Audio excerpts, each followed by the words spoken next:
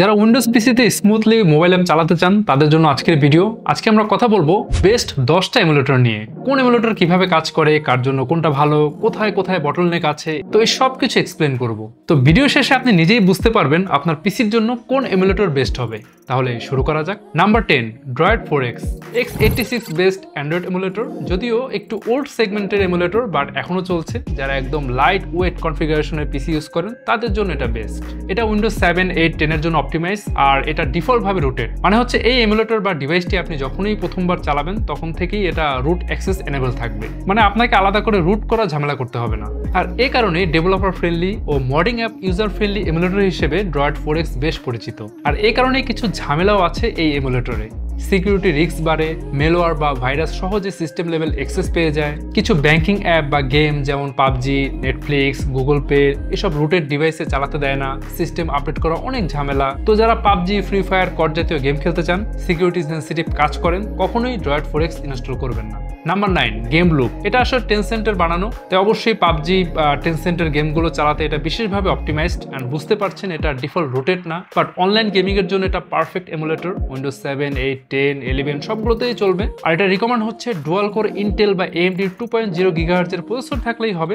RAM 4GB enough. এটা ইনস্টলেশনের জন্য 5GB free space দরকার হবে, আর DirectX ভার্সন 11।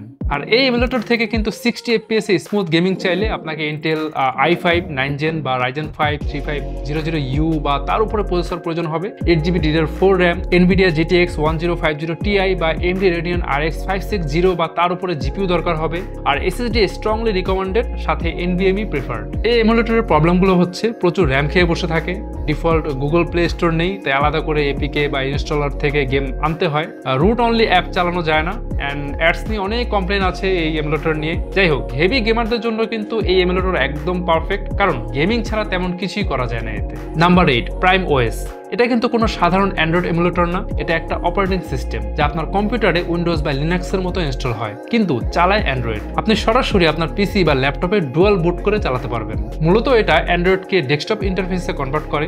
মিনিমাম রিকোয়ারমেন্ট হচ্ছে ডুয়াল কোর 64-বিট ইন্টেল বা AMD প্রসেসর হলেই হবে। র্যাম প্রয়োজন হবে 2GBর মতো এটা চালানোর জন্য, আর স্টোরেজ 16GB ফ্রি স্পেস থাকলেই হচ্ছে। প্রাইম ওএস সাধারণত এমুলেটর থেকে অনেক ফাস্ট হয়ে থাকে, কারণ এটা সরাসরি হার্ডওয়্যার থেকে রান করে। No virtualization overhead. ডিফল্ট ভাবে রুটেড না, কিন্তু আপনি চাইলে কাস্টম বুট ইমেজ দিয়ে রুটেড ভার্সন ইনস্টল করতে পারবেন। বাট প্রাইম ওএস এ কিছু ঝামেলা আছে। বুটেবল USB বানানো, নতুন পার্টিশন সেটআপ অনেক ঝামেলার। কিছু ভার্সনে তো প্লে স্টোর ঠিকভাবে কাজই করে না। VM চালানো যায় না, কারণ এটা কার্নেল লেভেল ওএস। যারা অ্যান্ড্রয়েড গেম খেলতে চান নেটিভ পারফরমেন্সে, আর মোবাইল অ্যাপ ডেভেলপ করে বা টেস্ট রান করতে চান, তাদের জন্য প্রাইম ওএস বেস্ট। তারপর নাম্বার 7, ফিনিক্স OS। এটাও ওই প্রাইম ওএস এর মতোই, এটা একটা নেটিভ ওএস। ডিরেক্ট বুট অথবা ডুয়াল বুট হিসেবে ইউজ করতে পারবেন। আর মিনিমাম রিকমেন্ড হচ্ছে ডুয়াল কোর ইন্টেল বা AMD 64-বিট প্রসেসর হলেই হচ্ছে। এটা রান করার জন্য র্যাম প্রয়োজন হবে 2GB, storage 8GB free space হলেই হচ্ছে। বাট আপনি যদি স্মুথলি ফিনিক্স OS চালাতে চান, আমরা রিকমেন্ড করব ইন্টেল কোর i3, i5 বা AMD Ryzen 3, Ryzen 5, আর র্যাম হিসেবে DDR4 3200 MHz, 8GB র্যাম, আর অবশ্যই SSD। এর স্টার্ট মেনু, টাস্ক বার, রাইট ক্লিক মেনু ডিজাইনটা প্রাইম ওএস এর থেকে কিন্তু অনেক ডেভেলপ মনে হয়েছে আমাদের কাছে। যাই হোক, তারপর নাম্বার 6, ND বা অ্যান্ড্রয়েড। একসময় খুব পপুলার ছিল, বাট এখন অফিসিয়ালি আপডেট না আসায় ইউজার কমে গেছে। ND মূলত ভার্চুয়ালাইজেশনের মাধ্যমে অ্যান্ড্রয়েড চালায়, ভার্চুয়াল বক্সের উপর ডিপেন্ড করে বানানো। এই কারণে এটা ছিল অনেক বেশি কাস্টমাইজেবল। ND পুরোটাই ভার্চুয়াল মেশিন ভিত্তিক, তাই এটার বুট টাইম, অ্যাপ লঞ্চিং অন্য এমুলেটর থেকে অনেক স্লো, তাই খুব বেশি আর কথা বললাম না এটা নিয়ে। তারপর চলে যাই নাম্বার 5, জেনিমোশন। জেনিমোশন হলো একটা প্রফেশনাল গ্রেডের অ্যান্ড্রয়েড এমুলেটর, যা মূলত অ্যান্ড্রয়েড ডেভেলপারদের জন্য ইনভেন্ট করা হয়েছে। এটা গুগলের অ্যান্ড্রয়েড স্টুডিও এমুলেটরের অল্টারনেটিভ হিসেবে অনেক বেশি কাস্টমাইজেবল অ্যান্ড ফাস্ট। বাট দুঃখের ব্যাপার হলো এটাতে গেম খেলা যায় না, বা এটা গেম খেলার জন্য না আসলে। App testing, automation, bug fixing, তারপর ক্লাউড বেসড অ্যান্ড্রয়েড ডিভাইস সিমুলেশনের কাজেই জেনিমোশন ইউজ করা হয়। রিকমেন্ড হচ্ছে Windows 11 Pro, Linux Ubuntu 20.04 plus, Intel core i5, i7 8 Gen plus. তারপর র্যাম লাগবে 8GB বা তার চেয়ে বেশি হলে ভালো হয়। 10GB plus free space must লাগবে। সব দিক দিয়ে এটার পারফরমেন্স বেটার, বাট গেমারদের জন্য একদমই না। জেনিমোশন হলো professional development emulator. Number 4, MEmu. MEmu উইন্ডোজের জন্য বানানো একটা হাই পারফরমেন্স অ্যান্ড্রয়েড এমুলেটর, যা যা মূলত গেম খেলার জন্য অপটিমাইজড। মেমোর সবচেয়ে পজিটিভ দিকগুলো হলো মাল্টিপল ইন্টেন্সেস, তারপরে অ্যাডভান্স কি ম্যাপিং সিস্টেম, আর অনেক হেভি গেমগুলোকে আপনার পিসির কনফিগারেশন অনুযায়ী অপটিমাইজ করবে, তাই পাবেন smooth game play. PUBG, free fire, COD, তারপর মোবাইল লিজেন্ডস, গেনশিন ইম্প্যাক্ট সবচেয়ে smooth performance. Up to 120 FPS এ gaming possible. Shake, tilt, GPS, battery level simulate করা যায়। এপিকে ফাইল সরাসরি ড্র্যাগ করে ইনস্টল করা যায়। আপনার পছন্দ মতো স্ক্রিন সাইজ ও ডেনসিটি আপনি সেট করতে পারবেন। যদিও ডিফল্ট রুটেড না, বাট আপনি যদি চান সেটিংসে এক ক্লিকে রুট এনেবল বা ডিসেবল করতে পারবেন। বাট একটা সমস্যা আছে, ভার্চুয়ালাইজেশন অন করলে এটা অনেক ল্যাগ করে। রিকমেন্ডেড হচ্ছে Intel core i5 8 Gen plus, তারপরে রাইজেন যদি ইউজ করেন তাহলে রাইজেন 5 3rd Gen প্লাস লাগবে। 8 থেকে 16 GB DDR4 RAM, তারপর 20 GB ফ্রি স্পেস কিন্তু অবশ্যই লাগছে। যাই হোক, তারপর নাম্বার 3 এলডি প্লেয়ার। নাম শুনে বুঝতে পারছেন এটা কতটা পপুলার। মোটামুটি সবাই এলডি প্লেয়ার সম্পর্কে আইডিয়া রাখেন। অ্যান্ড্রয়েড গেমিং এমুলেটরের যুগে সবচেয়ে কম স্পেস নেয় LD player. Light weight, high performance and খুব customisable. Free fire, PUBG mobile, call of duty mobile, তারপর হচ্ছে মোবাইল লিজেন্ডস, জেনশিন ইম্প্যাক্ট, এসব গেমিং এ আপনি এলডি প্লেয়ার থেকে একদম স্মুথ পারফরমেন্স পাবেন। এলডি প্লেয়ারের সবচেয়ে পজিটিভ দিকগুলো হচ্ছে এটার গেমিং অপটিমাইজেশন, কি ম্যাপিং, এপিএস স্টেবিলিটি।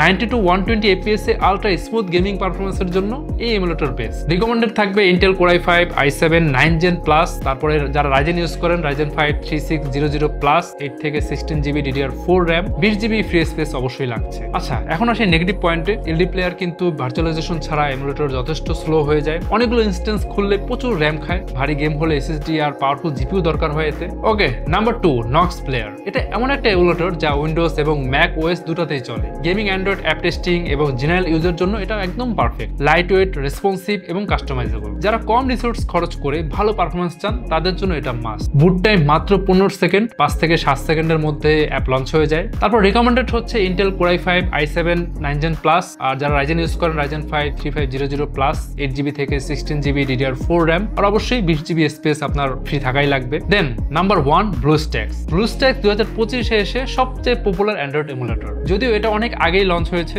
সেই 2011-12 থেকে আমরা এটাকে চিনি। যারা ক্লাশ অফ ক্ল্যান খেলতেন অনেকেই এটা সম্পর্কে আইডিয়া রাখেন। তারপর এখনো যে এটা পপুলারিটি ধরে রেখেছে এটার অন্যতম কারণ হচ্ছে এটা প্রতি বছর অফিসিয়াল আপডেট কিন্তু এখনো আমরা পাচ্ছি। আর এটাতেও কিন্তু আপনি উইন্ডোজ এবং ম্যাক ওএস দুটাতেই অ্যান্ড্রয়েড অ্যাপ চালাতে পারবেন, বিশেষভাবে গেমারদের জন্য অপটিমাইজড। বা যারা গেমিং এর পাশাপাশি হোয়াটসঅ্যাপ, ইনস্টাগ্রাম বা অন্যান্য প্রোডাক্টিভিটি করতে চান তারাও এই এমুলেটর খুব সহজভাবে ইউজ করতে পারবেন। এর পপুলার কিছু ভার্সন রয়েছে: BlueStacks 5 stable, BlueStacks X cloud gaming, BlueStacks 10 hybrid. এগুলো আপনি ট্রাই করতে পারেন। এর বিশেষ দিকগুলো হচ্ছে র্যাম রিলিজ করে ল্যাগ কমায়, তারপর এক্সবক্স বা জেনেরিক গেম প্যাড সাপোর্ট করে, ডিরেক্টএক্স, ওপেনজিএল মোড সুইচ করা যায়, আর 160 থেকে 480 DPI পর্যন্ত কাস্টমাইজ করা যায়। হেভি গেমাররা অবশ্যই এটা ইউজ করতে পারে। ইকো মোড অ্যান্ড হচ্ছে পারফরমেন্স মোড দুটোতেই আপনি ট্রাই করতে পারেন, দেখতে পারেন কোনটা আপনার জন্য ভালো। অ্যান্ড অনেক ভার্সেটাইল আসলে এই ব্লুস্ট্যাক্স। হাইলি রিকমেন্ড হচ্ছে core i5 i7 10 Gen plus, and যারা রাইজেন ইউজ করেন তাদের জন্য রাইজেন 5 3500 বা হচ্ছে রাইজেন 7 ইউজ করলে আরো বেটার পারফরমেন্স পাবেন। আর মেমোরি কথা যদি বলি 16 GB DDR4 RAM